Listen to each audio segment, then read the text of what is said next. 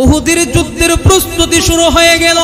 মক্কার কাফের বেঈমানগুলা নতুন করে তারা প্রস্তুতি আরম্ভ করে দেয়। শুধু প্রস্তুতি আরম্ভ করে দেয় না, তারা লিস্ট শুরু করে দিয়েছে কে কে উহুদের যুদ্ধের মধ্যে শরীক হবে। প্রশিক্ষণ আরম্ভ করে দিয়েছে, অর্থ যোগান আরম্ভ করে দিয়েছে, মজবুত বাহিনী গঠন করতেছে। গঠন কইরা উহুদের যুদ্ধে যখন তারা অবতীর্ণ হয়, যুদ্ধ যখন শুরু হয়ে যাবে, মদিনার মধ্যে খবর পৌঁছে গেছে কাফের দল মুসলমানদের উপর আক্রমণ করার জন্য চলে আসছে। মুসলমানদের আবার যুদ্ধ শুরু হয়ে যাবে। মদিনার মধ্যে যুদ্ধের ঢঙ্কা বাজতে আরম্ভ হয়েছে। ওই যে আনাস ইবনে নজর, যেই সাহাবী বদরের যুদ্ধে শরীক হইতে না পাইরা পেরেশান করে, ওই সাহাবী আর বিলম্ব না করে নবীর সামনে আয়া বলি, নবীজি খবর পাইলাম নতুন যুদ্ধের নাকি সূচনা হয়ে গেছে।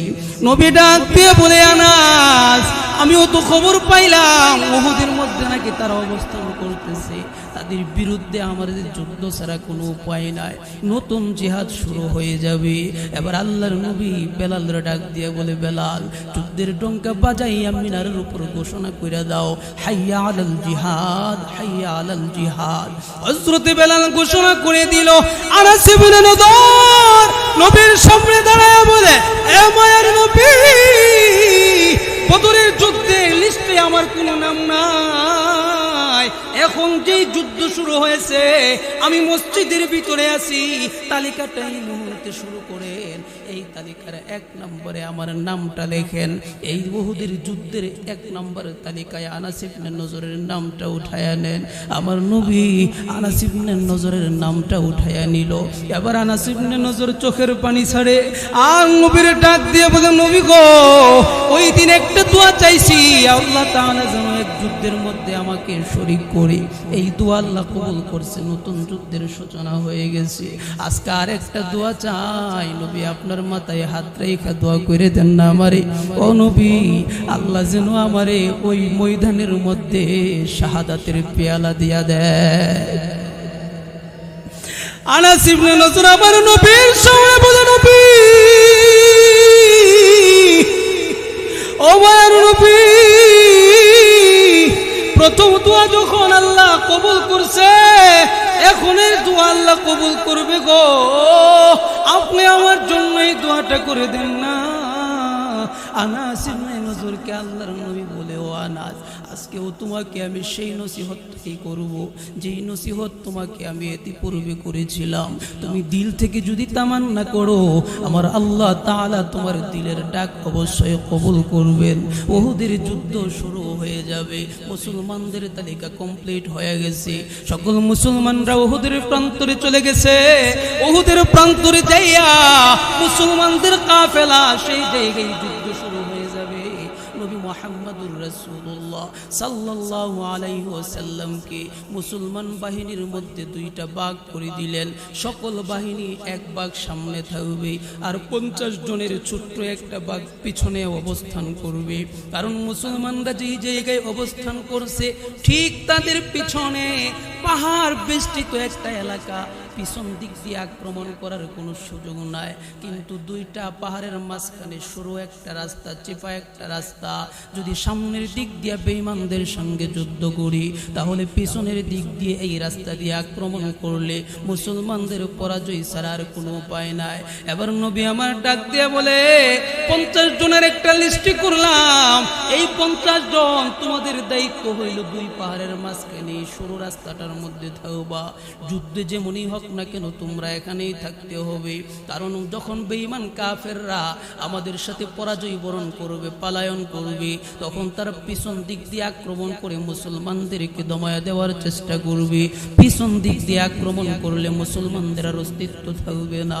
নবী আমার 50 জনকে নিযুক্ত কইরা কাতারের মধ্যে সকল মুসলমানদেরকে দাঁড় করাইয়া দিল।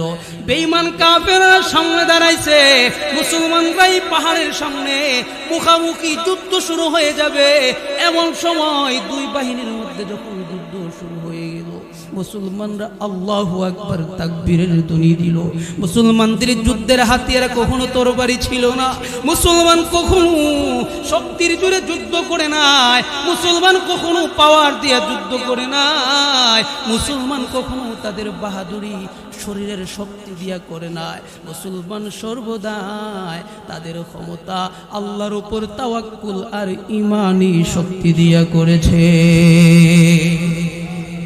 ইসলাম কি শমশীর নারায়ে তাকবীর, মুসলিম কি শমশীর নারায়ে তাকবীর। قال النبي صلى الله عليه وسلم إذا سرتك حسنتك وإذا ساءتك سيئتك فأنت مؤمن। আমার মুসলমান বাবারা, আমার মালিক আল্লাহ এত সুন্দর করে যে আমাদেরকে ডাক দিল, এই মহামূল্যবান ডাকের অন্তর্ভুক্ত কারা হইলাম আর কারা হইতে পারলাম না, এই জিনিসটা নিশ্চিত হওয়ার জন্য নবীর হাদিসের দিকে নজর দেওয়া লাগে।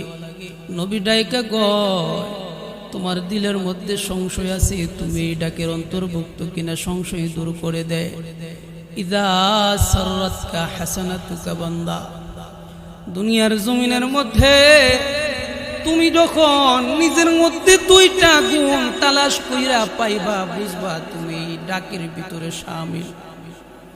আর এই দুই গুণের কোনো এক গুণ যদি তোমার মধ্যে না থাকে, বুঝবা তুমি এই ডাকের মধ্যে শামিল না।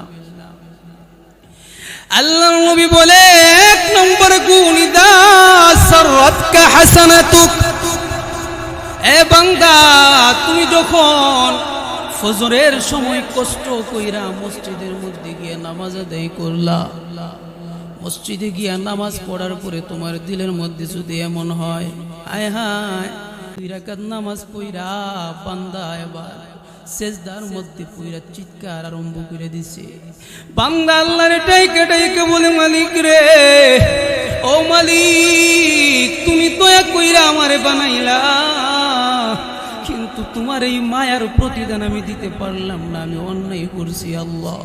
ও মালিক, তুমি আমারে দয়া করে ক্ষমা করে দাও। আমার নবী ডাক দিয়া কয়, অন্যার কন্যায় আর অপরাধ করার পরে তোমার দিলে যদি পেরেশানি তৈরি হয়, তোমার মধ্যে যদি অপরাধবোধ কাজ করে রে বান্দা, তখন বুঝবা 2 নাম্বার গুণ তোমার অর্জন হয়ে গেছে। নেক আমলের পরে তোমার আনন্দ আছে, আর গুনাহের পরে তোমার পেরেশানি তৈরি হয়ে যায়। এই 2 গুণ যদি কোনো মানুষের মধ্যে চলে আসে, আল্লাহর নবী বলে, ফা আনতা মুমিন, তোমার পেরেশানির কোনো প্রয়োজন নাই। আমি নবী ঘোষণা দিলাম, তুমি পরিপূর্ণ ঈমানদার হয়ে গেছো। আল্লাহ যে বলে, ইয়া আইয়ুহাল্লাযীনা আমানু, আমার আদরের ঈমানদার মায়ের বান্দা বান্দীরা শুনো, বুঝা যায় আমার মধ্যে গুণ যদি চলে আসে, আল্লাহ রাব্বুল আলামিনের এই মায়ার আর দয়ার ডাকের মধ্যে আমিও শামিল। কারণ এই ডাকের মধ্যে শামিল হওয়ার সৌভাগ্য সবার না। আদরের ডাক তো তারাই দেয় যে আদরের যোগ্য। আল্লাহ তাআলা এই আয়াত যখন নাজিল করে আমার নবীর উপরে 1400 বছর পূর্বে, তখন যে ঈমানদারগুলা ছিল, ওই ঈমানদারগুলার কুরবানি দেখতে আদরের ডাক দেওয়া ছাড়া উপায় ছিল না। কেউ ঈমান আনতে যাইয়া নিজের পরিবার পরিজন সব বিসর্জন দিয়ে দিছে, কেউ ঈমান আনতে যাইয়া নিজের জীবন দিয়ে দিছে, কেউ ঈমান ধারণ করতে যাইয়া নিজের বাড়িঘর সহায় সম্পত্তি সব কুরবানি করে দিছে। তাদের এই কুরবানি আমার আল্লাহ দেখা, আল্লাহর কুদরতি অন্তরে এত দয়া হয়, আমার আল্লাহ মায়া দিয়া ডাকে, হ্যাঁ আমার আদরের ঈমানদার বান্দা বান্দিরা শুনো। আরে আমরার সেই অবস্থা, আমরা তো বাপের 2 নাম্বার ভূতের মতো। প্রথম ভূত মনে করেন ভালো বলছিলাম না, আরেকটা হচ্ছে ফাজিল, খালি দরবার লাগা, ওরে কেউ আর বালা করে ডাক দে না, সবাই খুব দুচ্চা করে ডাকে। কিন্তু ঘটনাক্রমে যখন আটকা একদিন ডাক দে, বাজান আয়ো, তখন কি করে না, এটা আমার মনে দিছে এটা মনে বড় ভাই আছে বড় ভাইয়ের মনে ডাকটা দিছে এর বাপ এটা তো আমরার মধ্যে এই বাপটা কাজ করে সে তো আদর করে ডাক দিছে রে এটার উপযুক্ত তো আমরা না আমরা রে না এটা মনে অন্য কি করে দিছে আও বাজান দিছে যখন তখন অন্য কি হয়ে আছে যখন দিছে তখন তারা আমাদের মতো ছিল না অনেক উপরের ছিল আয়াত তো নাজিল হয়েছে 1400 বছর আগে কিন্তু নবী যে সেজদাত কইরা কাঁদছে এখনো যে রোজার ভিতরে কান্দে এই কান্দার বদৌলতে আল্লাহ তাআলা আমাদের মতো দুর্বল বান্দাদেরও এই দুই গুণ থাকলে এই ডাকের ভিতরে ঢুকায়া দেয় আগের তাদের অবস্থা তাদের কারগুজারি শুনলে মনে হয় আহা তারা যেই পরিমাণ কুরবানি করছে শুধু আদর কেন আল্লাহ তাআলা যে রহমতের কুলে উঠায়া ঘোষণা দিছে রাদিয়াল্লাহু আনহুম ওয়া রাদু আন এটার যোগ্য তারাই ছিল একজন সাহাবী যার নাম ছিল আনাস ইবনে নদর রাদিয়াল্লাহু আনহু আল্লাহর রাসূলের খাদিম ছিল আনাস ইবনে মালিক তো এই সাহাবীর আপন চাচা ছিল আনাস ইবনে নদর রাদিয়াল্লাহু আনহু তো উনি যখন বদরের যুদ্ধ শুরু হয় আমরা সবাই জানি 313 জনের মোকাবেলায় 1000 তারপরেও মুসলমানরা বিজয় লাভ করছে কিন্তু বিজয় লাভ করার পরে যখন তারা ফেরত আসছে সবাই খুশি আমরা কাজ্জা লেগে একজন লাইট টল চিহ্নিত হইলে আইলে বেড়ার পর তুই একটা বেড়া হয়ে যায় একটা কাজ্জা করছে তো দুনিয়া বিকাজ্জা ইসলামের স্বার্থে যখন জিহাদ করে আসছে রাসূল যখন ঘোষণা দিছে আজকের যুদ্ধে যারা গেছে তাদের সকলের জন্য আল্লাহ তাআলা ক্ষমার ঘোষণা দিয়ে দিছে এখন যারা গেছে না হায় হায় বদরের যুদ্ধের মতো এত দামি যুদ্ধে শরীক হইতে পারলাম না এদের মধ্যে একজন যার নাম ছিল আনাস ইবনে নদর কোন এক কারণবশত যুদ্ধে শরীক হইতে পারছে না এবার আনাস ইবনে নদর নবীজি সাল্লাল্লাহু আলাইহি ওয়াসাল্লামের সামনে হাজির হইছে নবীর সামনে দাঁড়ায় বলে নবী গো বদরের যুদ্ধ চলে গেল যুদ্ধের মধ্যে আমি শরীক হইতে পারলাম না ও মায়ার নবী আপনি আমাকে একটু দোয়া করে দেন এমন একটা বরকতি যুদ্ধে আমি শরীক হইতে পারলাম না না জানি আমার আমলনামার মধ্যে যুদ্ধে শরীক হওয়ার সওয়াব না লেখাই জানে আবার মরণ হয়ে যায় আনাস ইবনে নজর আফসোস করে আর নবীর কাছে গিয়ে কান্দে নবীর ডাইকে ডাইকে বলে নবী আমার মাথায় একটু ফু দিয়া দেন আমার জন্য দোয়া করেন আল্লাহ যেন আমার যুদ্ধের ময়দানে জিহাদ না করায় আমার মরণ না দেয় আবার কখন জানি যুদ্ধ শুরু হয়ে যায় আর যুদ্ধ আমি করতে পারি কিনা এই নসিব হয় কিনা এটাও জানি না ও নবী আপনি যদি আল্লাহর কাছে দোয়া করেন তাইলে যুদ্ধ আমার নসিব হয়ে যাবে না হই নসিব হবে না আনাস ইবনে নদরের মাথায় হাত দিয়া আমার নবী বলে আনাস তোমার দিল যদি পরিষ্কার হই দিল থেকে যদি তুমি শহীদ হওয়া তামান্না করো ইসলামের পক্ষে যুদ্ধ করার চেতনা তুমি লালন করো তাহলে আমার আল্লাহ তোমার দিলের তামান্না ফিরাইয়া দিবে না আল্লাহ তাআলা যখন এই আদরের ডাক দিছে তখন ওই সাহাবাদের অবস্থা কেমন ছিল কেমন দৃশ্য দেখে আল্লাহ এত আদর করে ডাক দিছে দেখেন আনাস ইবনে নদর রাদিয়াল্লাহু আনহু সান্ত্বনা নিয়ে বাড়িতে চলে গেলেন কিন্তু পেরেশানি যায় না সারাক্ষণ ভয়ে ভয়ে থাকে কখন জানে রে মালাকুল মউত এসে আমার জানটা কবজ করে ফেলে আর আমার আমল নামার মধ্যে মুজাহিদের ডায়েরিতে আমার নামটা উঠলো না এই পেরেশানি করে করে রাত্র যায় দিন যায় ও মুসলমান অন্যদিকে বদরের প্রান্তরে যারা পরাজয় বরণ করছে তারা বাড়িতে যাওয়ার পরে সবাই ঠাট্টা করে গরিব কয়েকশো মুসলমান 313 জনের মোকাবেলায় তোমরা এত বড় বড় পাহলওয়ান যাইয়া অস্ত্র শস্ত্র লইয়া তোমরা পরাজিত হইলা তাদেরকে ঠাট্টা করে বিদ্রুপ করে তাদের মধ্য থেকে একজন ছিল আবু সুফিয়ান ডাক দিয়া বলে না নাই লজ্জা আমরা কোনদিন সইব না আমরা আবার তাদের মোকাবেলায় যুদ্ধে অবতীর্ণ হইব আর বিলম্ব করা যাবে না নতুন করে প্রস্তুতি আরম্ভ করে দাও উহুদের যুদ্ধের প্রস্তুতি শুরু হয়ে গেল মক্কার কাফের বেঈমানগুলা নতুন করে তারা প্রস্তুতি আরম্ভ করে দেয়। শুধু প্রস্তুতি আরম্ভ করে দেয় না, তারা লিস্ট শুরু করে দিয়েছে কে কে উহুদের যুদ্ধের মধ্যে শরীক হবে। প্রশিক্ষণ আরম্ভ করে দিয়েছে, অর্থ যোগান আরম্ভ করে দিয়েছে, মজবুত বাহিনী গঠন করতেছে।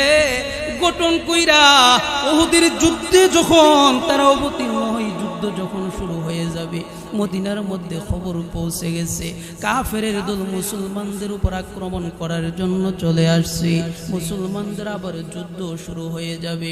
মদিনার মধ্যে যুদ্ধের ঢঙ্কা বাজতে আরম্ভ হয়েছে। ওই যে আনাস ইবনে নজর, যে সাহাবী বদরের যুদ্ধে শরীক হইতে না পাইরা পেরেশান করে, ওই সাহাবী আর বিলম্ব না করে নবীর সামনে আয়া বলি, নবীজি খবর পাইলাম নতুন যুদ্ধের নাকি সূচনা হয়ে গেছে। নবী ডাক দিয়ে বলে, আনাস আমিও তো খবর পাইলাম উহুদের মধ্যে নাকি তারা অবস্থান করতেছে, তাদের বিরুদ্ধে আমাদের যুদ্ধ ছাড়া কোনো উপায় নাই, নতুন জিহাদ শুরু হয়ে যাবে। এবার আল্লাহর নবী বেলালের ডাক দিয়ে বলে, বেলাল যুদ্ধের ডঙ্কা বাজাইয়া মিনারের উপর ঘোষণা করে দাও, হাইয়া আলাল জিহাদ, হাইয়া আলাল জিহাদ। হযরত বেলাল ঘোষণা করে দিল। আনাস ইবনে নজর নবীর সামনে দাঁড়ায় বলে, এ মায়ের নবী, বদরের যুদ্ধের লিস্টে আমার কোনো নাম নাই। এখন যেই যুদ্ধ শুরু হয়েছে, আমি মসজিদের ভিতরে আছি, তালিকাটা এই মুহূর্তে শুরু করেন। এই তালিকার 1 নম্বরে আমার নামটা লেখেন।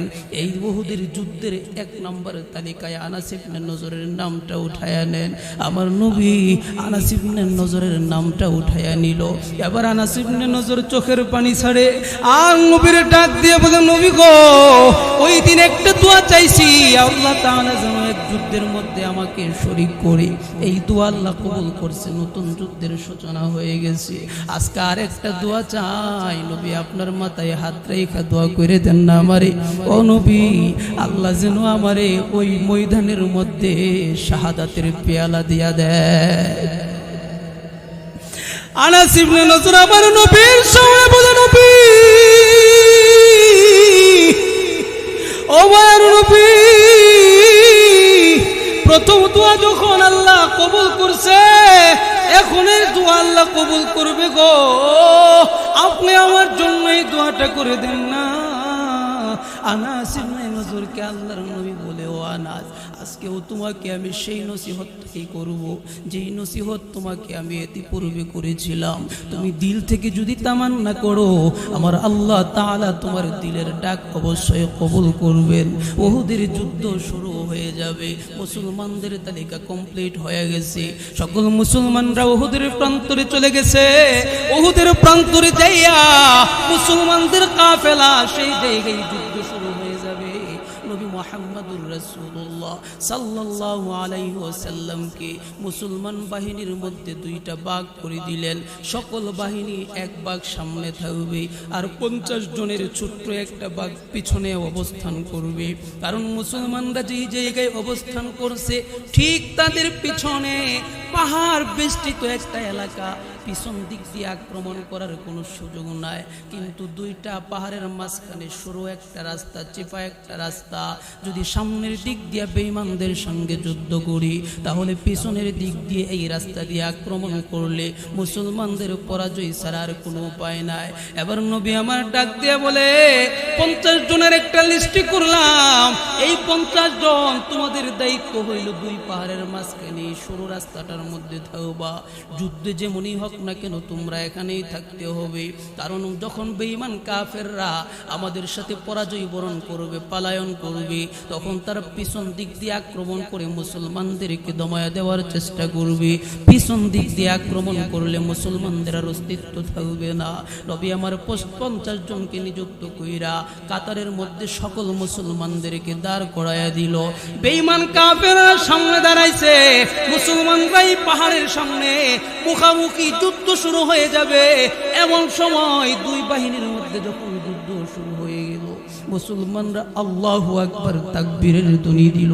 মুসলমানদের যুদ্ধের হাতিয়ার কখনো তরবারি ছিল না, মুসলমান কখনো শক্তির জোরে যুদ্ধ করে নাই, মুসলমান কখনো পাওয়ার দিয়ে যুদ্ধ করে নাই, মুসলমান কখনো তাদের বাহাদুরি শরীরের শক্তি দিয়া করে নাই। মুসলমান সর্বদাই তাদের ক্ষমতা আল্লাহর উপর তাওয়াক্কুল আর ঈমানি শক্তি দিয়া করেছে। ইসলাম কি শমশীর নারায়ে তাকবীর, মুসলিম কি শমশীর নারায়ে তাকবীর। ও মুসলমান, আমরা এখন মনে করি আমরা মুসলমান, দুইটা হাত আছে, দুইটা পা আছে, দুইটা চক্ষু আছে, আমাদের কাছে পারমাণবিক অস্ত্র নাই, আমাদের তো তেমন কোনো টেকনোলজির উন্নতি নাই, আধুনিকতার ছোঁয়া আমাদের মধ্যে নাই, আমাদের মধ্যে কোনো ক্ষমতা নাই, আমাদের মধ্যে কোনো পাওয়ার নাই, আমাদের মধ্যে বৈজ্ঞানিক নাই, আমাদের মধ্যে গবেষক নাই, আমাদের মধ্যে আবিষ্কারক নাই। সারা পৃথিবীর মধ্যে মনে হয় আমরাই সবচেয়ে দুর্বল। হ্যাঁ, মুসলমান সব থেকে দুর্বল, মুসলমান কুকুর বিড়াল থেকেও দুর্বল। যদি মুসলমানের ঈমানি পাওয়ার শূন্য হয়ে যায় আর মুসলমানের ঈমানি পাওয়ার যদি মজবুত হয়, মুসলমানের ঈমান যদি শক্ত হয়, ঈমান যদি মুকাম্মাল হয়, অস্ত্রের প্রয়োজন নাই। মুসলমান পাহলওয়ান হওয়ার জন্য সারা পৃথিবীকে নিজের হাতের তালুয় না নিয়ন্ত্রণ করার জন্য বিশ্বাস হয়ে যাও, হয়ে গেল কি সাথে সাথে হয়ে যায়। এই বাসার কি অবস্থা?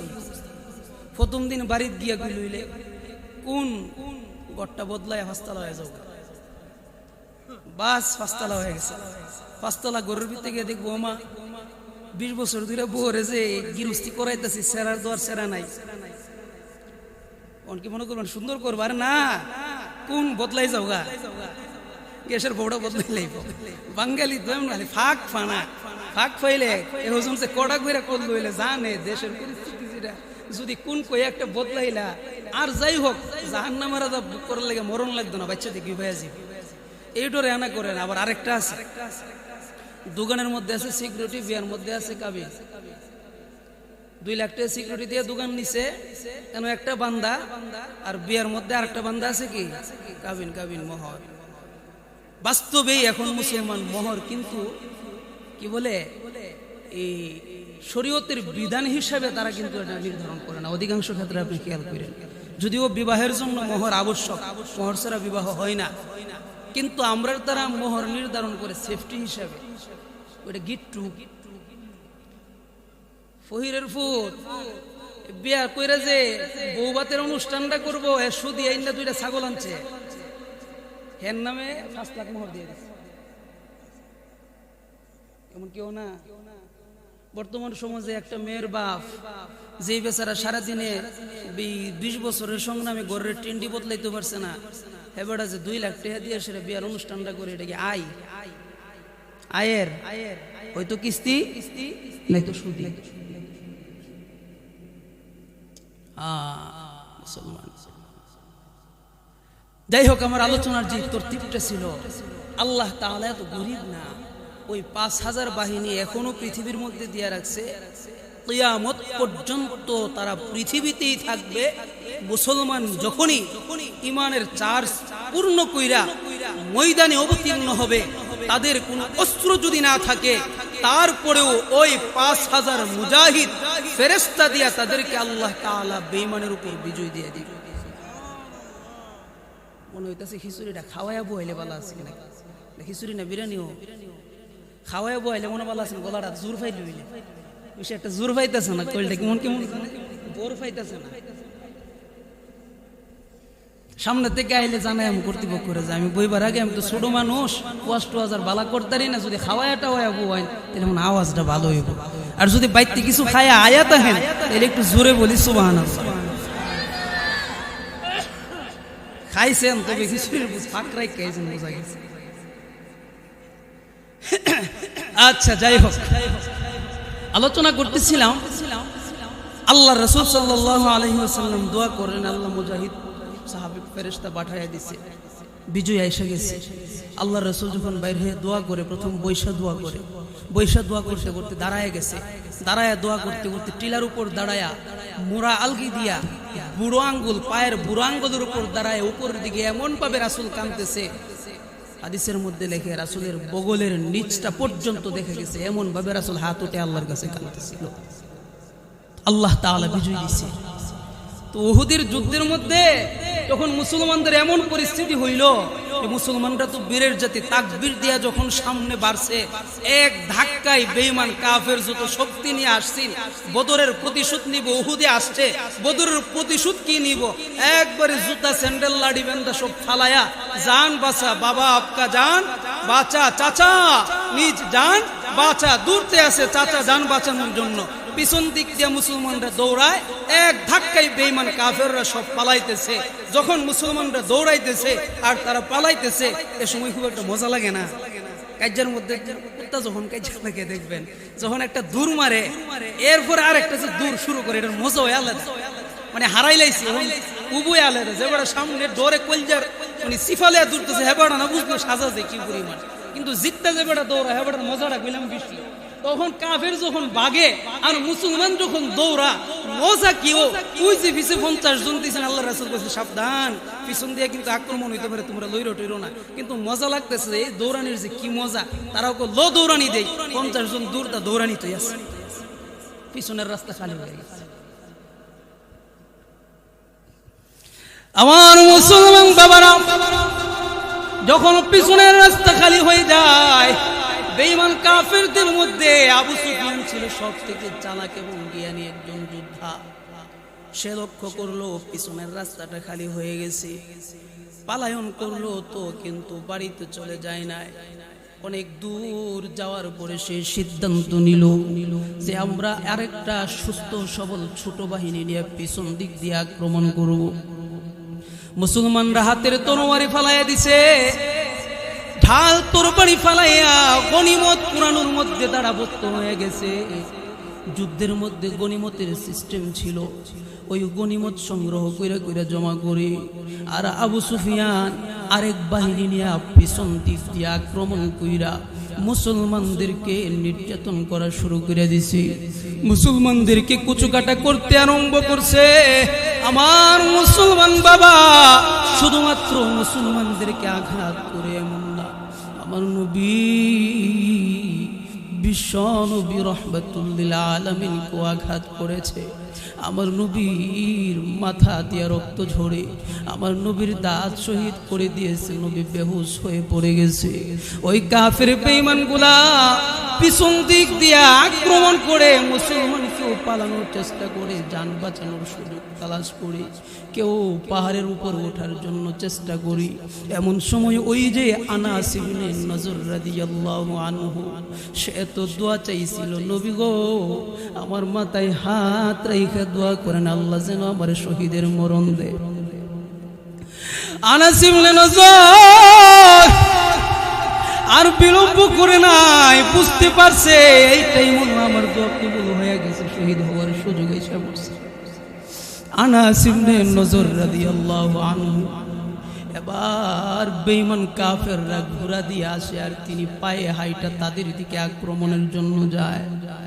সাহাবায়ে কেরাম ডাক দিয়ে বলে, এই আনাস, ঘোড়া দিয়া তরবারি নিয়ে তারা আসে, তুমি খালি হাতে দৌড়াইয়া তাদের দিকে গিয়া তুমি পারবা না, জীবন বাঁচাও, তুমি জীবন বাঁচানোর চেষ্টা করো।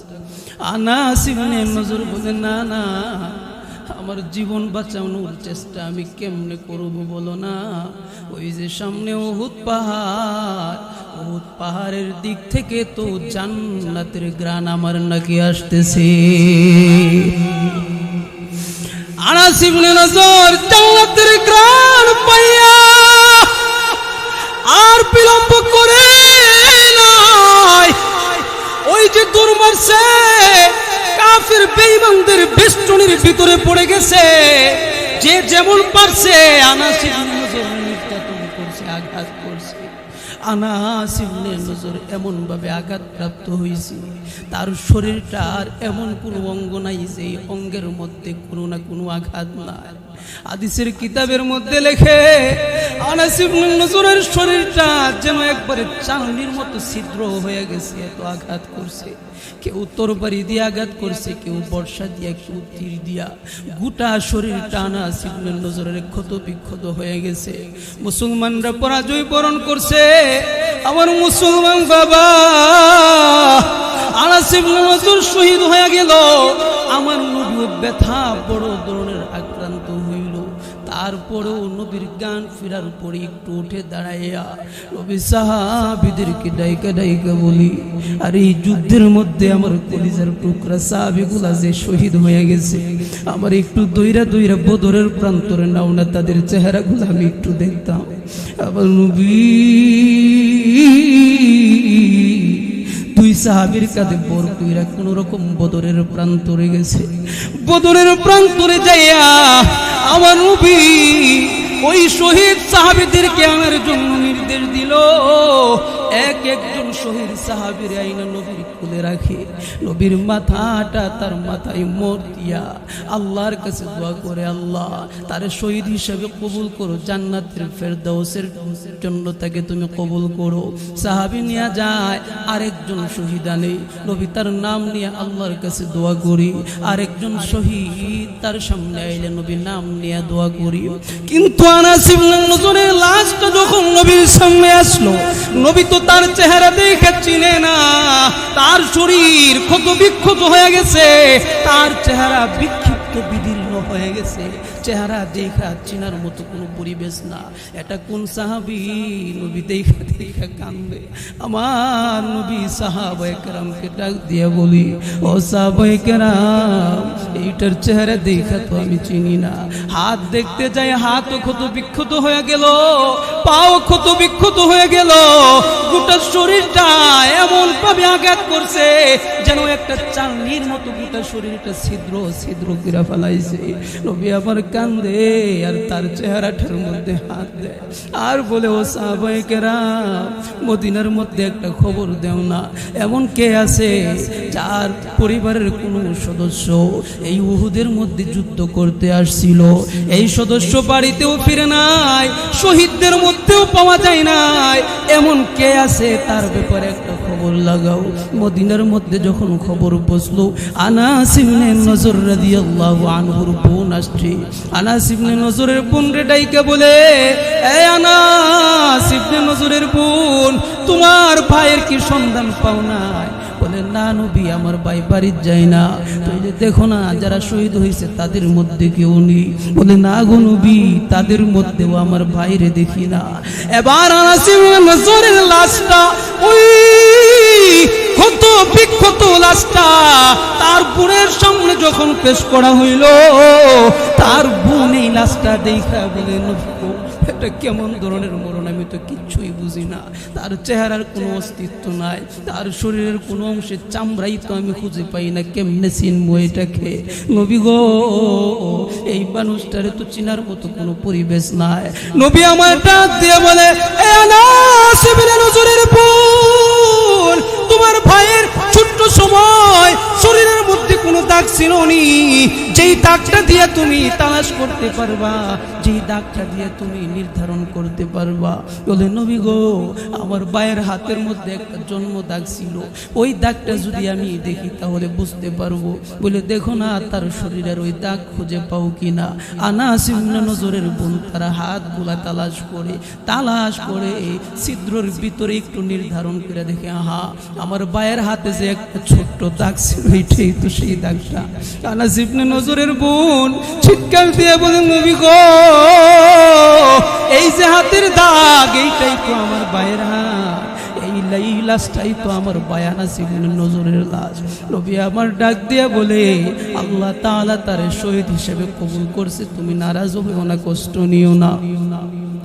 আনাস ইবনে নজরের বোন ডাক দিয়ে বলে, হে মায়ার নবী, আমি আবার মনে কষ্ট নেব কেমনে? যখন বাড়ি থেকে আসে তখনই তো আমরা বুঝবার পারছি আমার ভাই আর জিন্দেগিতে বাড়িতে ফিরবে না। বলি কেমনে বুঝলা? আপনার দরবার থেকে যখন জিহাদের ময়দানে নাম লেখায়া আমার ভাই বাড়িতে গিয়েছিল, বাড়ির মধ্যে যাইয়া আমাকে ডাইকা ডাইকা বলে, বোন রে আমি যুদ্ধের ময়দানে যাই, আমি মনে হই আর ফিরে তোমাদের সঙ্গে সাক্ষাৎ করব না। আনাস ইবনে নজরের বোন ডাক দিয়া বলে, ভাই আপনি ফিরবেন না কেন?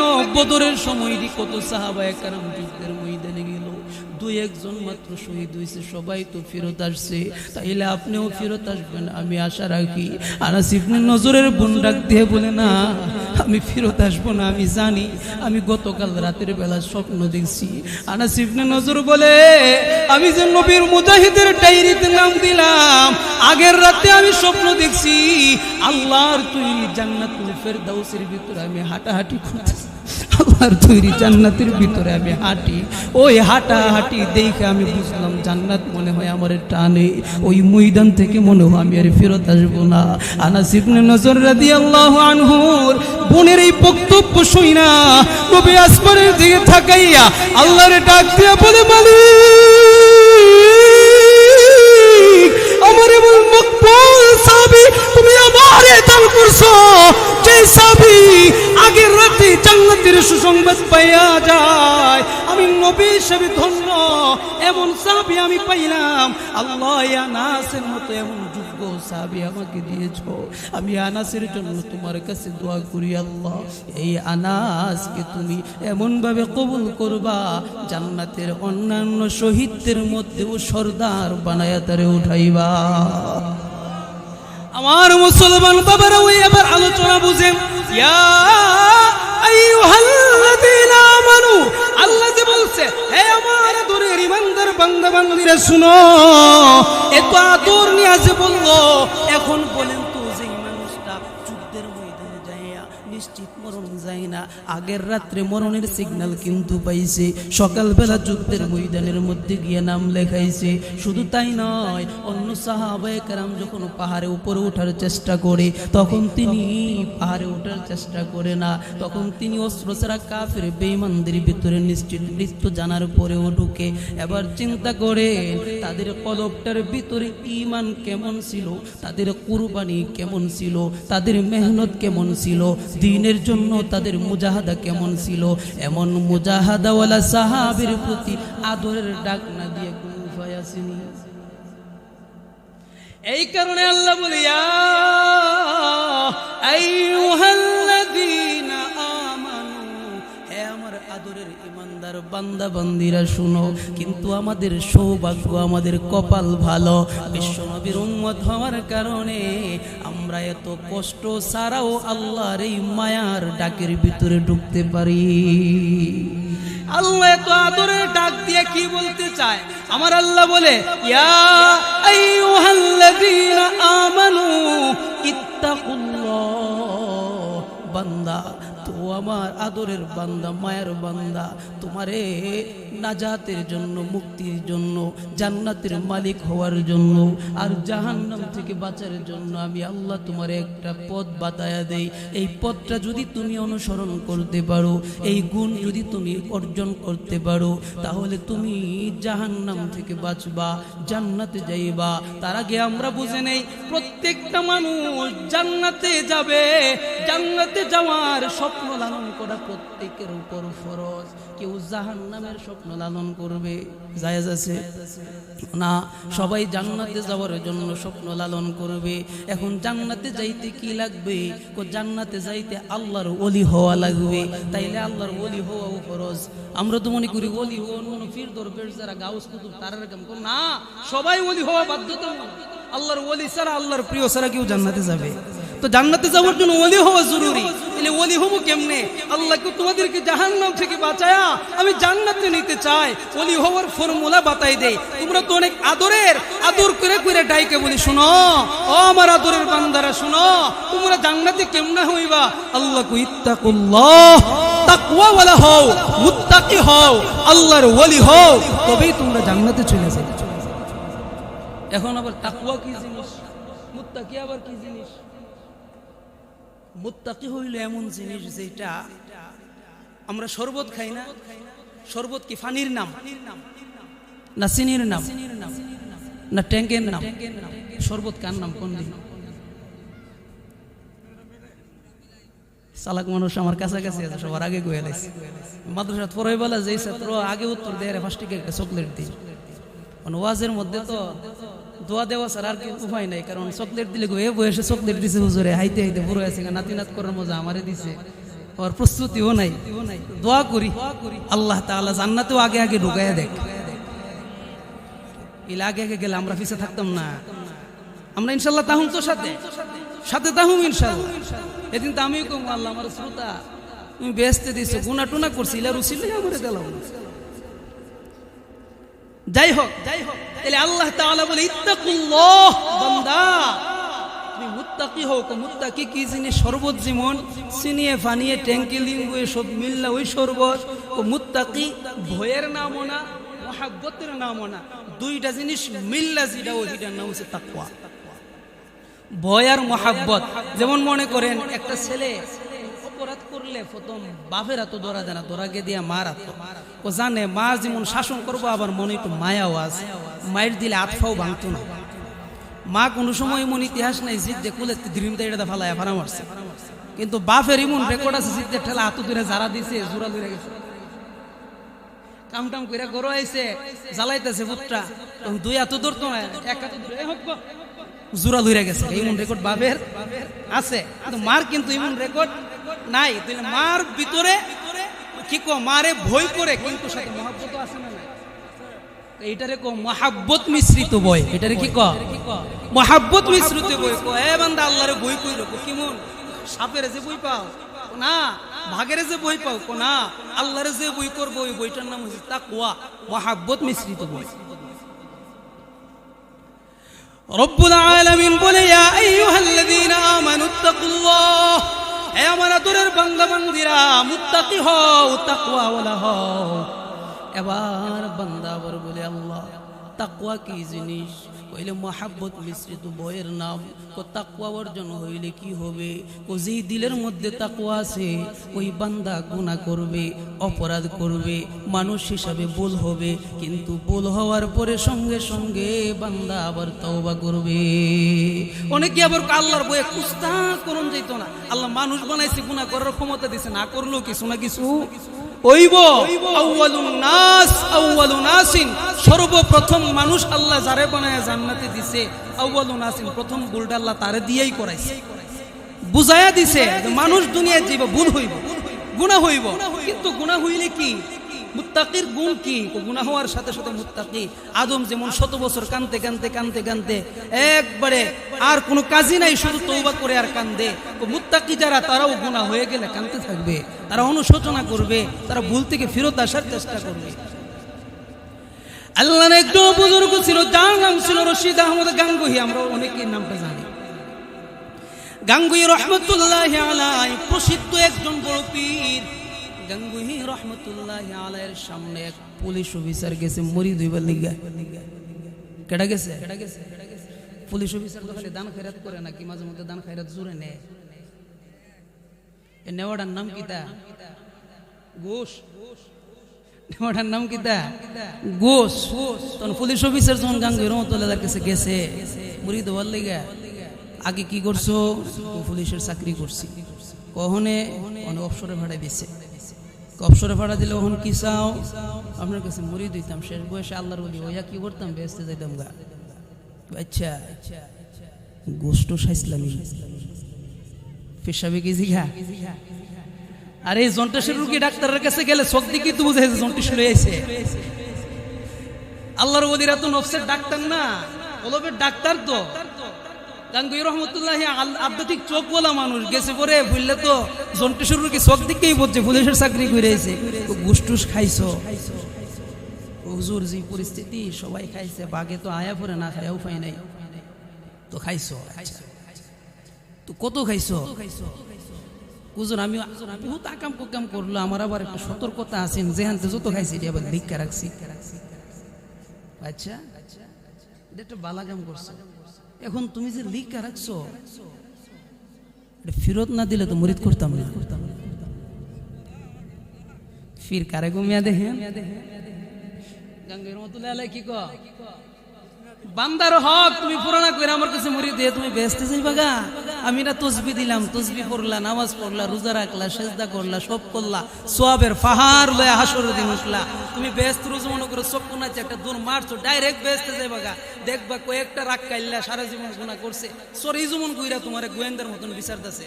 যখন ফুলসিরাতুল ফুল গুড়িটা যাইবা গিয়া দেখবা এই জিরিতে ঘুষ খাইছিলা সব গুনার ফুজা কান্দুলে দাঁড়াই রইছে।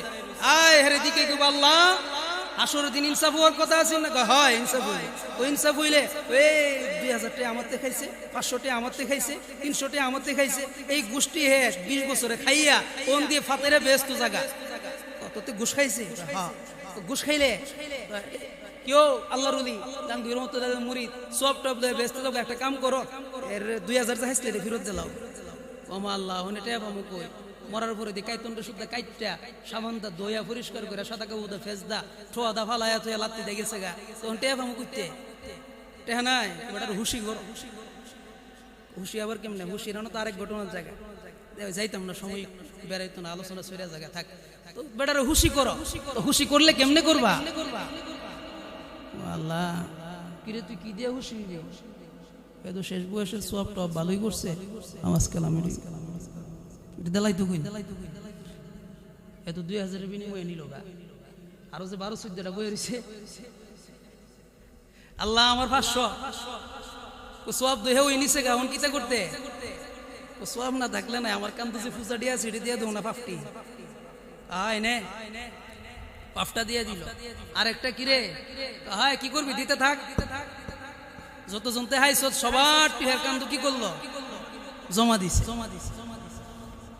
এই বেচারা যে শেষ বয়সে সওয়াব করছে, সওয়াব আছে নাকি গুনাহ যা করছে না আরো কয়েক গুণ বাইরে হের কান্দ করছে। গাঙ্গুই রহমতুল্লাহি আলাইহি বলে আমি যদি তোমারে মরিদ করি আর তুমি বাকি জিন্দেগি আমল কইরা জান্নাতের সেই দূর মাইরা জান্নাতের দিকে দূর দেও, ওই মানুষগুলা যখন তোমার সামনে আসবে তখন তো আর তোমার উপায় থাকবে না, সওয়াব দিয়া কাজ হবে না। গাঙ্গুই রহমতুল্লাহি আলাইহি তাকে যখন ডাক দিয়া বলে তুমি যতক্ষণ পর্যন্ত বান্দার হক পরিশোধ না করবা মুরিদ হয়ে কোনো লাভ নাই, আগে বান্দার হক তুমি পরিশোধ করো। এবার গাঙ্গুই রহমতুল্লাহি আলাইহির সামনে একজন মানুষ যে পুলিশ অফিসার ছিল, সমাজের মধ্যে সম্ভ্রান্ত ব্যক্তিত্ব, এই মানুষটা আবার ঘুষ ফেরত নিয়ে যাইব আত্মসম্মানের বিষয় না, কিন্তু আল্লাহ রব্বুল আলামিনের খাস বান্দা যারা আল্লাহর ওলি যারা তাদের চেহারার মধ্যেও প্রভাব আছে, তাদের সামনে বৈশা তাদের চেহারাটাও যদি এক নজরে দেখে আমার আল্লাহ ওই বান্দার দিলের মধ্যে আল্লাহর তাকওয়া ঢুকায়া দেয়। পুলিশ অফিসার তো আল্লাহর ওলির সামনে বসে চেহারা দেখাই তো দিল নরম হয়ে গেছে। বহু ঘটনা আছে আমাদের আকাবিররা ওনাদের এমন আজীব কাইফিয়ত তাদের চেহারা দেখা দেখা বহুত বেঈমান কাফির মুসলমান হয়ে গেছে। আমাদের একজন আকাবির বুজুর্গ যার নাম ছিল আনোয়ার শাহ কাশ্মীরি রহমতুল্লাহি আলাইহি। আনোয়ার শাহ কাশ্মীরি রহমতুল্লাহি আলাইহি ট্রেনের মধ্যে বসছে, সামনে এক সিটের মধ্যে জানালার সাথে বড় সুন্দরভাবে এক হিন্দু ভদ্রলোক বসছে।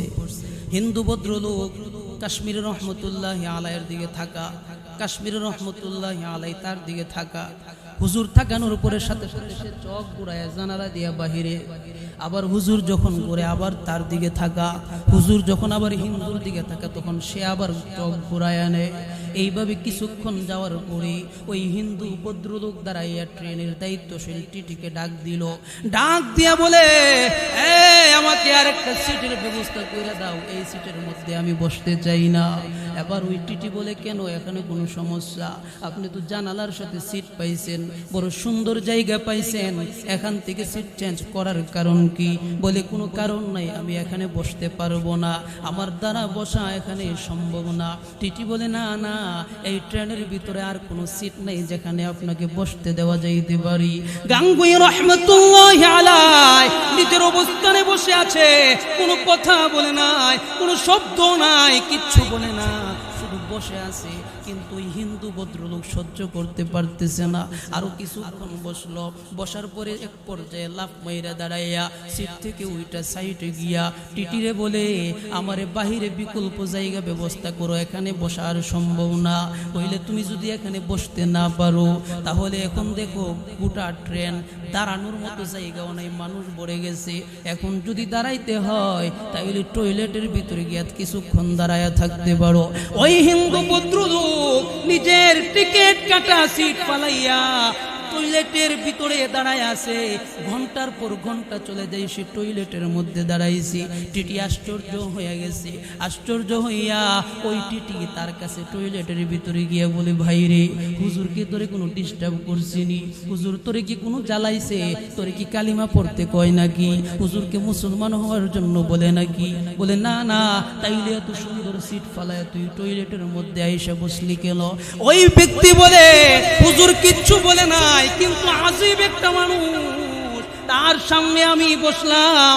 আমি যখন বাহিরের দিকে চাই, তার চেহারার নূর আমারে আকর্ষণ করে। সুবহানাল্লাহ। আমি তার চেহারার দিকে না তাকায়া থাকতে পারি না, আমি তার চেহারার দিকে বারবারে তাকাই।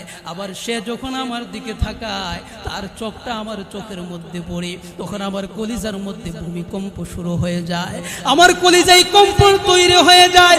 ওই হুজুর সবারে কিচ্ছু বলে না, তার চোখের মধ্যে আমার চোখ পড়লে কেমন যেন আমার কলিজা ফাইটা মুসলমানদের কালিমা বের হয়ে আসতে চায়।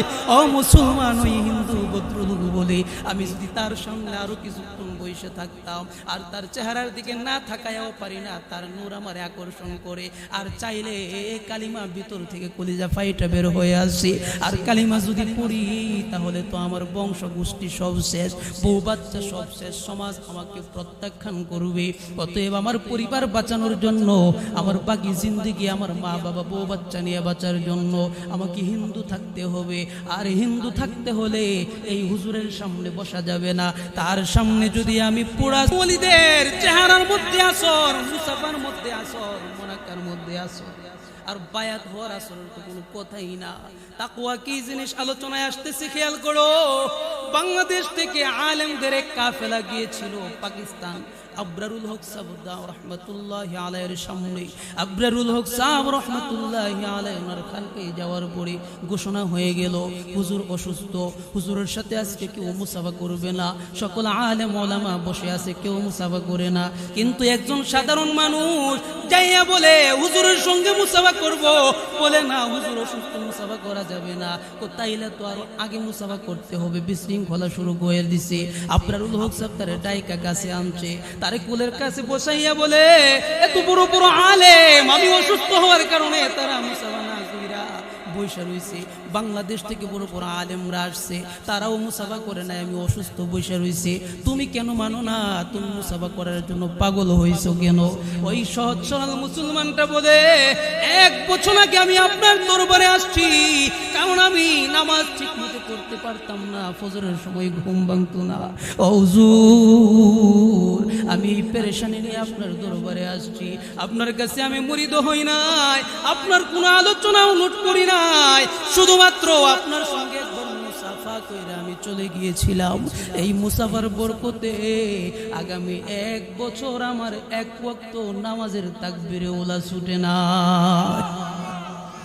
আমি যখন জানতে পারলাম হুজুর নাকি অসুস্থ হয়ে গেছে, তাহলে যদি হুজুর পৃথিবীর জমিন থেকে বিদায় হয়ে যায়, আমি তো আর মুসাফা করতে পারবো না। এই জন্য আজকে যে কোন মূল্যে আমি মুসাফা করে যাব, যাতে করে বাকি জিন্দেগি আমার নামাজের মধ্যে আর কোনো ত্রুটি না আসে। আল্লাহ ওয়ালারা এমন হয়, তাদের চেহারার মধ্যে আকর্ষণ, চেহারার মধ্যে হেদায়েত আছে, তাদের আকর্ষণ এত বেশি, মুসাফার মধ্যেও আকর্ষণ আছে। তাদের সামনে দাঁড়ায় থাকলেও আল্লাহ তাআলার সে হেদায়েত দেয়। এমন অসংখ্য ঘটনা আছে, ওই দিকে আর আলোচনা যাচ্ছি না। যে আলোচনাটা করতেছিলাম, আল্লাহ বলে, ইত্তাকুল্লাহ, বান্দা মুত্তাকি হও, বান্দা মুত্তাকি হও। ওই মুত্তাকি কেমন করে একটা বান্দা হয়ে যায়?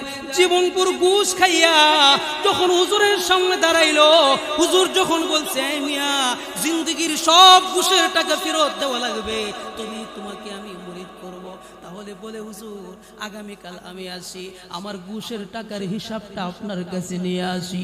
হুজুর বলে দুইটা হিসাব আনবা, তোমার সকল সম্পত্তির একটা হিসাব আনবা, আর তোমার জিন্দিগির সকল ঘুষের টাকার একটা হিসাব আনবা। ওই সব হিসাব নিয়ে হুজুরের সামনে দাঁড়ায় বলে হুজুর আমার জীবনে যত ঘুষ খাইলাম ওইগুলার পরিমাণ প্রায় 6,000 দিরহাম, আর আমার সকল সম্পত্তি বিক্রি করলে হবে প্রায় 7,000 দিরহাম।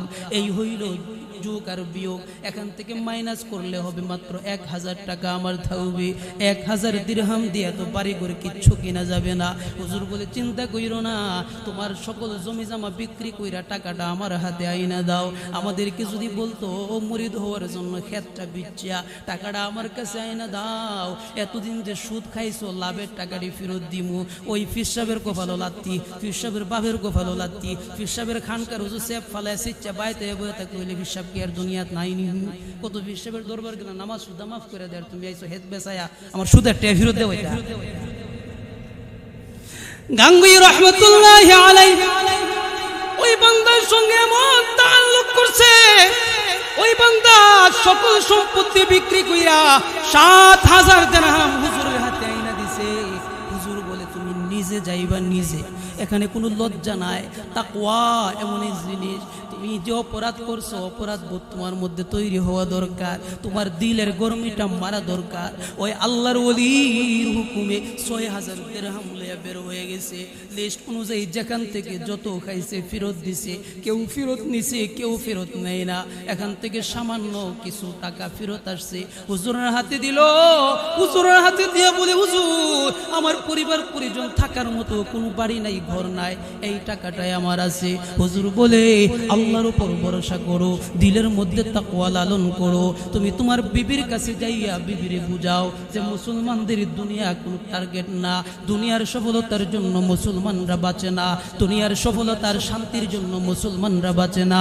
কারণ দুনিয়ার জমিনে শান্তির জায়গা না, যতদিন পর্যন্ত তুমি গরিব থাকবা পরিশ্রম করবা তখন তোমার জানটা ভালো থাকবে। আর যখন ধনী হইবা বৈশা বৈশা খাইবা আর মনে মনে ভাববা আমি সুখী হয়ে গেছি, তখন দেখবা তোমার ডায়াবেটিস ধরা পড়বো, তখন দেখবা তোমার হাই প্রেশার ধরা পড়বো, তখন দেখবা রক্তের মধ্যে হিমোগ্লোবিন বেড়ে গেছে, রক্তের মধ্যে সুগার বেড়ে গেছে, তোমার হাজারো রকমের সমস্যা এসে দাঁড়াইব। অর্থাৎ দুনিয়া সুখের জায়গা না। দুনিয়ার জমিনের মধ্যে একজন গরিব মানুষ যেমন খাবারের কষ্ট না পায় কষ্ট করে, আর একজন ধনী মানুষ সামনে খাবার থাকার পরেও না খাইতে পাইরা কষ্ট করে। কারণ ডাক্তার কইছে গোশত খাইবা তো কবরে যাইবা। হুজুর বলে চিন্তার কিছু নাই, পৌরে গিয়া বলো দুনিয়ার জায়গা শান্তির জায়গা নয়। শান্তি তো আল্লাহ আখিরাতে রাখছে। দিলের মধ্যে আল্লাহর ভয়, আল্লাহর মুহাব্বত আর নবীর ইশক মারিফত দিলের মধ্যে ঢুকাও। দুনিয়ার গরিব হয়েও দেখবা তুমি গরিব না।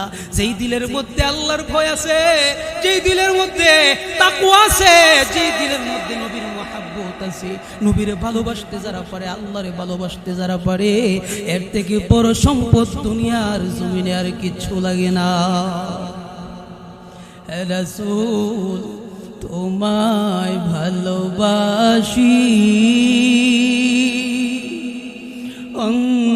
অন্তরে শুধু মুখে না, জান্নাতের আশায় নয় হে রাসূল, জাহান্নাম কেউ ডরি না। হে রাসূল তোমায় ভালোবাসি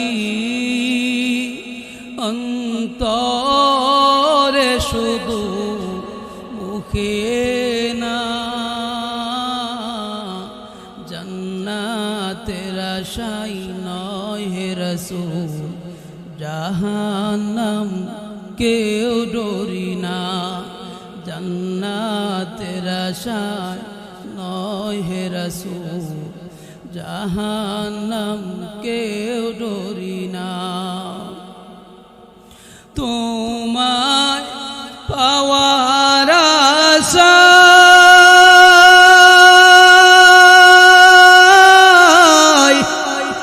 মন ছুটে যায় মদিনায়,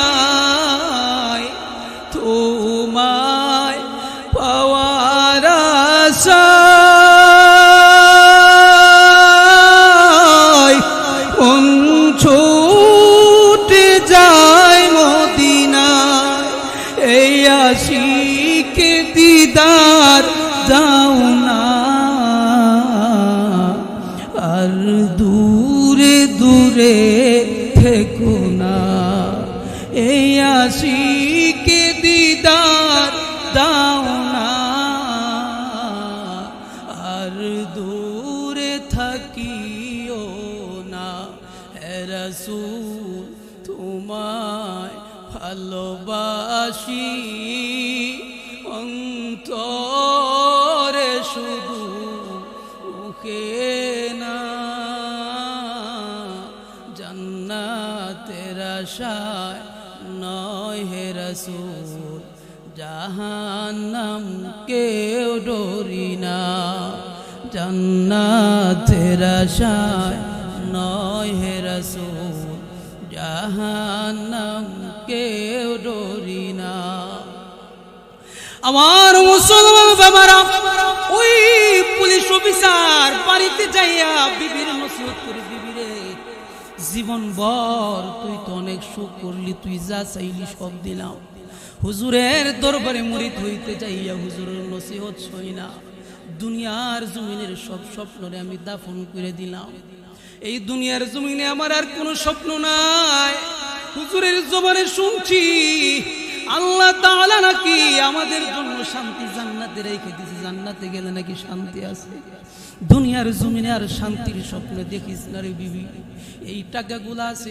এইগুলা দিয়ে কষ্ট করে করে জীবন কাটায় ছোট্ট ঘর আসো বড় ফ্ল্যাট ছেড়ে দাও সরকারি বাসভবনের চিন্তা মাথা থেকে ফেলাইয়া দাও ভোগ বিলাস মাথা থেকে যাইরা ফেলাও কষ্টের জিন্দেগির জন্য প্রস্তুত হও এ মুসলমান তাকওয়ার কেমন প্রভাব যেই মানুষটার দিলের মধ্যে ঘুষ খাওয়ার মতো মেজাজ ছিল তাকওয়া আসার পরে দুনিয়ার সব দুঃখ লালসা বের হয়ে গেছে এবার ওই আল্লাহর বান্দা বিবির বুঝাইয়া হুজুরের দরবারে চলে গেল সারাদিন হুজুরের দরবারে অবস্থান করি হুজুরের দরবার থেকেই বান্দার লড়ে না হুজুর ডাক দিয়ে বলে তুমি শিক্ষিত মানুষ আমি যে আলোচনা করাগুলা করি সবগুলা তুমি নোট করবা এইগুলা তুমি কাগজের মধ্যে লিখবা হুজুর আলোচনা করে হুজুরের আলোচনাগুলা সে কাগজের মধ্যে নোট করে এমন করে 2 বছর পর্যন্ত গাঙ্গুই রহমতুল্লাহি আলাইহির আলোচনাগুলা সে বান্দা কাগজের মধ্যে নোট করছে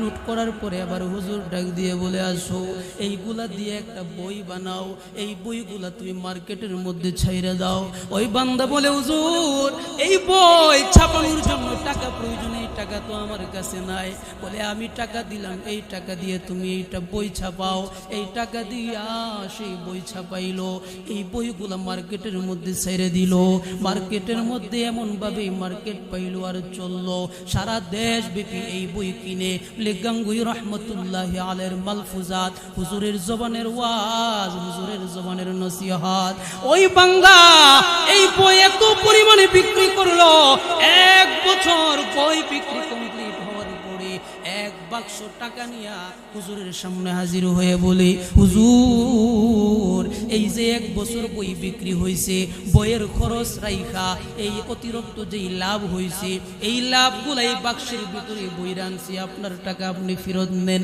কারণ ওই যে বই ছিল বই তো আপনার কথা আপনার খরচ দিয়া ছাপানো হয়েছে হুজুর বলে যে এই খরচটা গেছে ওই খরচটা তো আমি তোমাকে হাদিয়া হিসাবে দিয়েছিলাম এইটা দিয়ে তুমি বই তৈরি করেছো এবং বিক্রি করেছো আসো না দুইজন মিলে টাকাগুলা গনতে আরম্ভ করি বাক্স খুইলা টাকা গনতে আরম্ভ করছে গনতে গনতে দেখে টাকা গুলো কমপ্লিট হওয়ার উপরে দেখে 8000 দিরহাম হয়ে গেছে টাকা এবার গাঙ্গুই রহমতুল্লাহি আলাইহি বলে তুমি কই টাকা ঘুষ খাইছিলা আমি ঘুষ খেয়েছিলাম তো 6000 দিরহাম তুমি কত টাকার মালিক ছিলা আমি 7000 দিরহামের মালিক ছিলাম এখন তুমি কত টাকার মালিক হইলা 8000 দিরহামের মালিক হইলাম এবার গাঙ্গুই রহমতুল্লাহি আলাইহি বলে তোমার ভিতরে তাকওয়া যখন এসে যায় আল্লাহর ভয় যখন তোমার দিলের মধ্যে ঢুকে যায় আল্লাহর আশক মুহাব্বত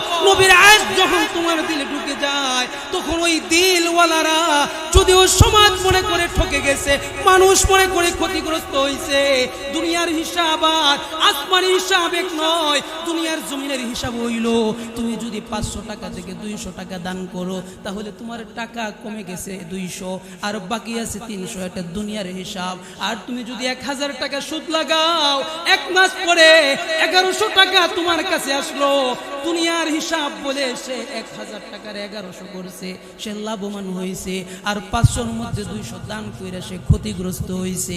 আমার আল্লাহ ডাক দিয়া বলে, না না, দুনিয়ার অঙ্ক আর আমার অঙ্ক এক না। দুনিয়ার জমিনের মধ্যে তুমি মনে করো সুদের মাধ্যমে বুঝি তোমার সম্পদ বাড়ে, আর দান করলে বুঝি সম্পদ কমে। আমি আল্লাহ ঘোষণা দিলাম দুনিয়ার জমিনের হিসাব মতো নয়। আমি জানাই দিলাম যারা সুদ খায় তাদের সম্পদ কমে, যারা দান করে তাদের সম্পদ বেড়ে যায়।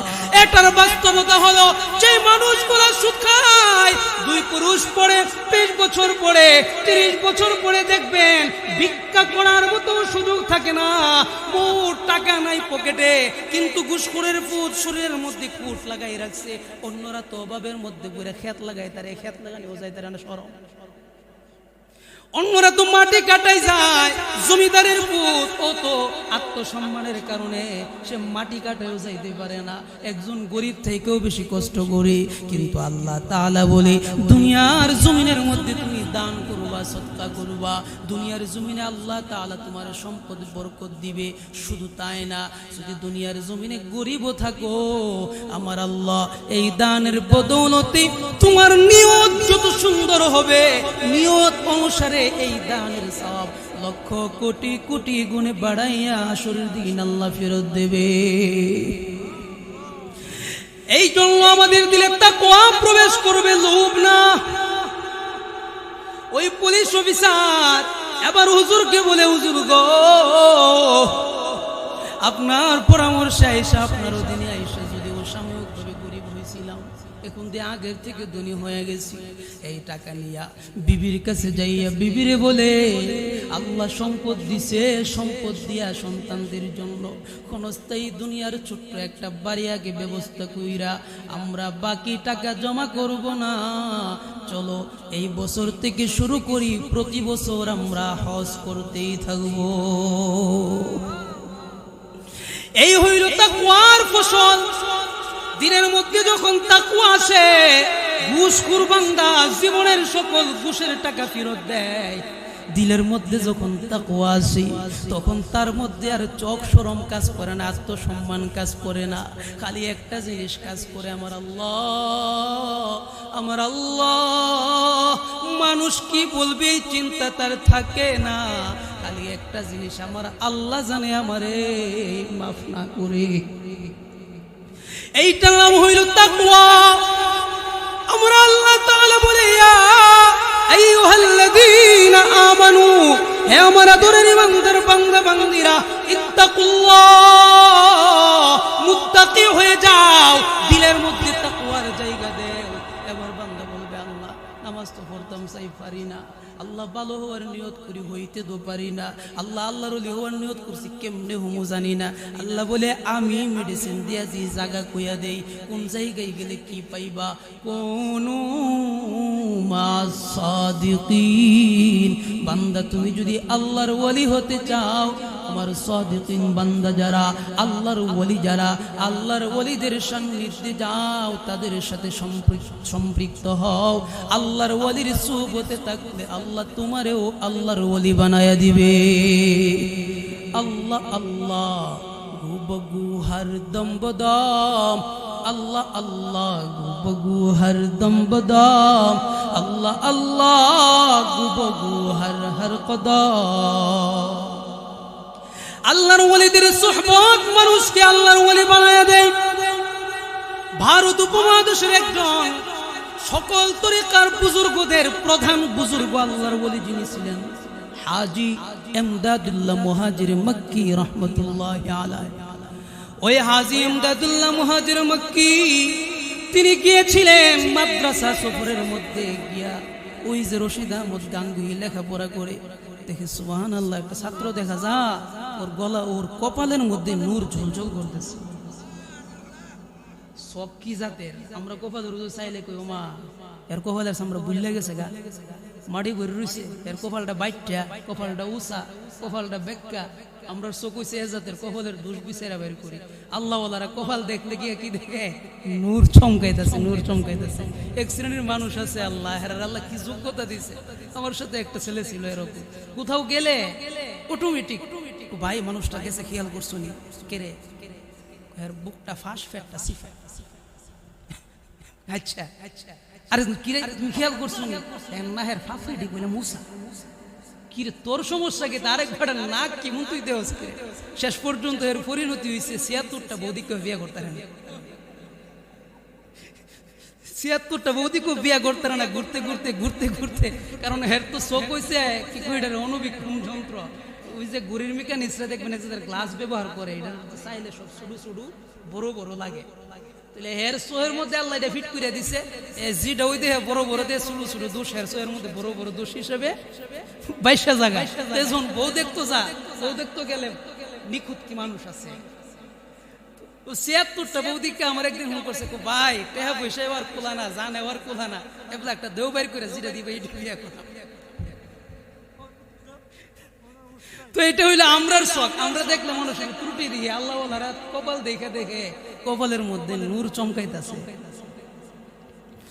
হাজী আমদাদুল্লাহ মুহাজির মক্কি রাহমাতুল্লাহি আলাইহি তিনি যখন রশিদ আহমদ গাঙ্গুহিরে দেখলেন বলে আরে আজিব একটা ছাত্র তার কপালের মধ্যে নূর চমকাই দিছে আমার আল্লাহ হয়তো তারে দিয়া বড় কোনো খেদমত নিবে ওই দিন থেকে টার্গেট করছে এই রশিদ রে আমি একটু টাচ দিমু এই রশিদ রে আমি কাজে লাগাইয়া দিমু ওই দিন থেকে খেয়াল করে কোন ক্লাস পড়বো মেশকাত পরের বছর গেছে সফরে কোন ক্লাস পড়বো দাওরা শেষ হয়ে গেছে ছাত্র যোগাযোগ করে না পীর যোগাযোগ করে কই গেছো গাঙ্গু শহরের মধ্যে আমি এক মাদ্রাসার দায়িত্বে কি পড়াও দাওরার সব হাদিসের কিতাব আমি একা পড়াই আমরা একটা হাদিসের কিতাব ২ জন ৩ জন মিল্লা পড়াই আর হেবড়া দাওরার হাদিসের কিতাব ৮৬ তার ৬ কিতাব একা পড়া রাত্রেও পড়াই দিনেও পড়াই বিকালেও পড়াই সকালেও পড়াই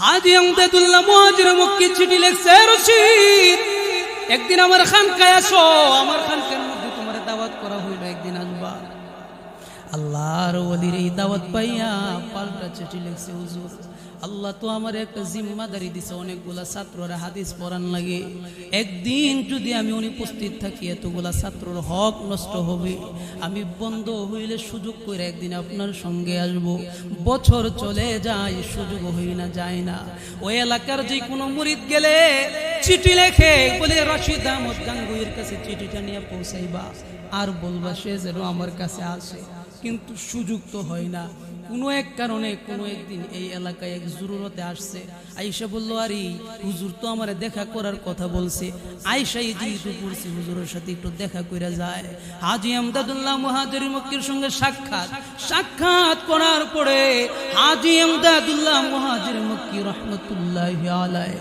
এবার তাকে বলে রশিদ আইছো আয়ো আজকে বেড়াইবা হুজুর আমার তো চাপ আছে আমার আজকে যাওয়া লাগবে না আজকে একদিন বেড়াও এতদিন ধরে তোমার অপেক্ষা করতেছি শেষ পর্যন্ত একদিন থাকতে রাজি হয়েছে একদিন থাকতে রাজি হয়েছে আবার শর্ত আছে আমার ডিস্টার্ব করতে দেন না রাত্রে আমি ঘুমামো জাগাইতে পারবেন না ইত্যাদি ইত্যাদি শর্ত দিয়ে থাকছে হাজী আমদাদুল্লাহ মুহাজির মক্কি রাতের বেলা একসাথে ঘুমাইছে তো জিকিরের মধ্যে মুরাকাবা কইরা জিকির করে লা ইলাহা ইল্লাল্লাহ কই মারে খেতার তুলে ঘুমাই রয়েছে রশিদ আহমদ গাঙ্গুহি লা ইলাহা ইল্লাল্লাহ জানাড়া মারে ওই ছাত্রের উপরে খেতার ভিতরে ছাত্র লড়ে মুরসি করে কি খবর রশিদ হুজুর আমি একটু উঠতাম চাই কোনা উড়ন যাইতো না তোমার ডিস্টার্ব করতাম না ঘুমাও ভিতরে মুসরাইতেছে মুসরি তো করে উঠতে পারে না শেষ পর্যন্ত উনি যখন আধ্যাত্মিক মানুষ তো জিকিরের জরব মারে চিৎকার দিয়া লাফদা দাঁড়ায় এমন জিকির শুরু করছে মসজিদ একবারে ভাঙ্গালে অবস্থা